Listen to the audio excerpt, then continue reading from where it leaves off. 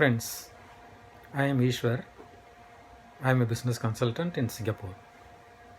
In this video, we will see briefly something about how to apply for Singapore permanent residence (PR).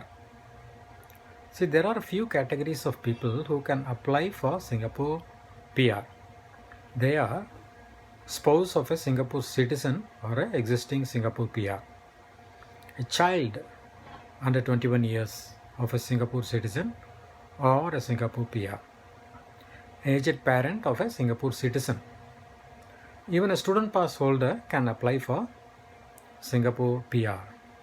And finally, a global investor, an investor who is willing to put in money can do application for PR. And we will see in this video only about professionals like those who are on employment pass or S pass, how they can apply for PR, how long it takes, what are the processes, and what are the chances of getting the approval. Well, for professionals like employment pass holders and S pass holders, what is most required is they should have a good qualification which is relevant to Singapore. They should be drawing a good salary existing, and they should have a good skill set which is very much required in Singapore, as well as the ICA which is administering this PR system.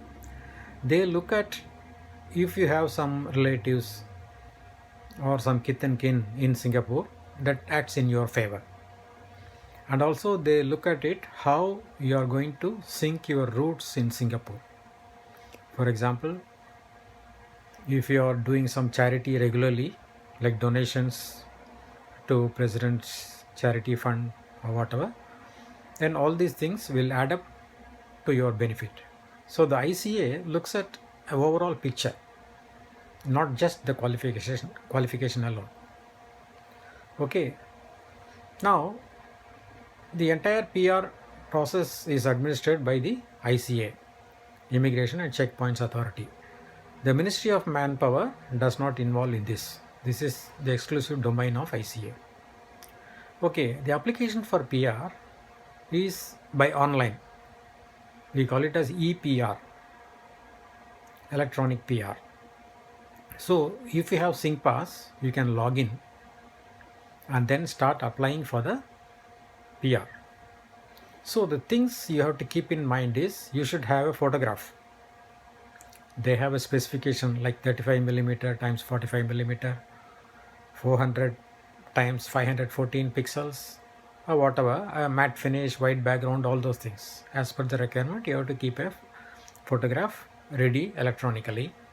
And once you log in, there is one form called Annex A. Annex A is a form which gives the details of your employment, your employer rather, the company's details, the name of the company, the ACRA registration number, the nature of business, the products they are dealing, all those things they have to give. This form you have to print out. Once you log in, you can see this form. You just print out this. You have to get it signed by your employer and then scan it again. And secondly, there is a declaration form which also you have to print out. Declaration form is for all the applicants. If it is minor children, then you can sign for them. You have to print out all the declaration forms, fill in, and then sign it and keep it ready, and then upload it. Scan it and keep it ready. So once everything is ready, then you can again log in and then upload the Annex A form first, and then the declaration forms you can upload one by one. As far as possible, you give correct information.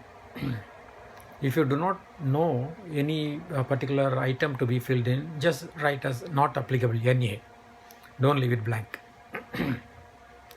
And when you are submitting, you have to pay a fee of $100 per applicant. You can use your credit card or debit card to pay online. So once you make the payment and you get the thing ready, there will be an acknowledgement form. Once the acknowledgement form comes out, it will give you the reference number with which you can later check the status. So the documents that they require usually is passport copy of all the applicants, your EP card, your wife DP card, children DP card, then the birth certificates of all the people, then marriage certificate, yourself and your wife. If it is in some other language, you have to get it translated or get it attested by a notary public, either in Singapore or in your own country. All documents have to be only in English. Then you must get a letter from your previous employer, like the testimonial from the previous employer. And from the current employer, you have to get a letter stating that you are working with them since what date, what is your designation, what are the duties you are handling, and what exactly is your basic pay. It doesn't include any other allowances, only the basic pay they take into consideration. And all these personal particulars they have to give in that letter. So all these documents, no additional documents also you have to upload when you are submitting the application. So the processing time for PR is about maximum 6 months usually, but nowadays it is taking more, even up to 8 months or 10 months it is taking. And they just study your application in detail, and they just want to know what is your profile, what sort of contribution you can make to the country. So all these things they assess, and then only they give you either the success letter or rejection letter. So once it is successful, you can apply for your employment pass to be cancelled. Actually, when you go for getting the card, no, you have to make another payment of about $150 in total for getting the entry permit and re-entry permit, all those things. So once the re-entry permit is given, the employment pause is automatically cancelled, and you have to inform your employer that you got PR. So thereafter they will start making CPF contribution. It is mandatory. Of course, the ratio will vary from first year PR, second year PR.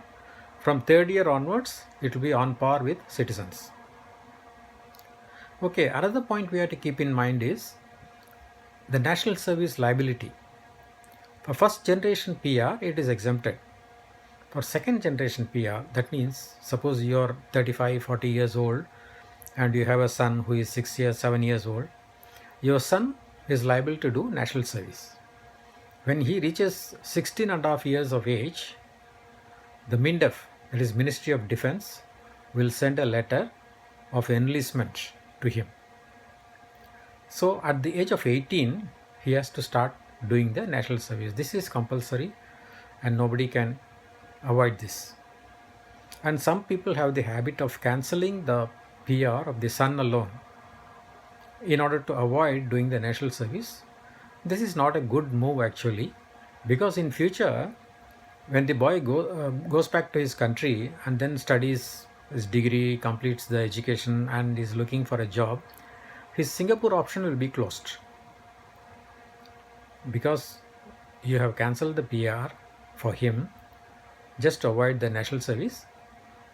It is very difficult for him to get a EP or come back to Singapore on any other pass, on work pass or whatever it is. So you have to think twice before cancelling the PR for the son. Okay, now you would have seen many consultants offering to apply PR for you. Are they really effective? See, basically the ICA doesn't appoint anybody as a consultant. Unlike in other countries, you have certain immigration consultants who are all licensed by the immigration department. Whereas in Singapore, there is no such thing as the government appointing somebody as the official immigration agent or anything like that. They are all doing on their own. Of course, they would have helped some people and they might be familiar with the procedural aspects of application, but definitely they cannot influence the outcome. So it is up to you. If you're not sure how to go about it with the documentation, supporting documentation, write up letter, covering letter, everything, then you can approach some of the consultants. They might be able to help you. Of course, they'll be charging you something. Even otherwise, it is not compulsory for you to go through them. It is all straight away you can apply and you can get it. So basically, this is the information about applying and getting a PR. So if you need any more information, you can just reply to me in this YouTube. You can also share it with your friends. Thank you very much.